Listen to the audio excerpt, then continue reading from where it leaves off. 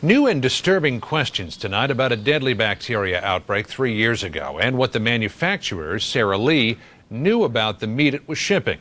CBS News has obtained documents that shed new light on a class action settlement with Sara Lee reached only 2 months ago. Cynthia Bowers has the details. Managers at Sara Lee's Bilmar plant in Michigan not only knew they were shipping tainted meat, later linked to 15 deaths, they may also have tried to cover it up. Employees who discussed the problem were told loose tongues sink ships, according to statements given to federal investigators obtained by CBS News. The report by the Agriculture Department's Office of Inspector General also says one of the USDA's own meat inspectors told investigators management skirted the law by not testing their meat for listeria, even though they knew there was a listeria problem. The inspector concluded management thought it could get away with selling hot dogs and deli meats as long as the presence of the deadly bacteria was not confirmed. That it's highly unusual to get a criminal guilty plea in these types of cases.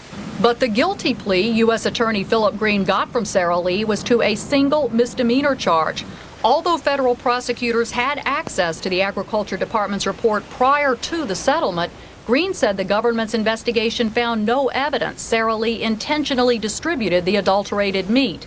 Today, consumer groups are demanding congressional action. He is supposed to be protecting the American public, and instead, the corporation here got all of the protection and a little slap on the wrist. Chicago attorney Kenneth Moll recently settled a class action suit against Sara Lee. This new evidence clearly sheds light that Sara Lee knew about a problem and could have prevented these deaths. Moll says he may ask a federal judge to rescind the settlement. Sara Lee will likely contest that, telling CBS News, the federal government has said, and we concur, that we did not knowingly distribute meat products that contained listeria.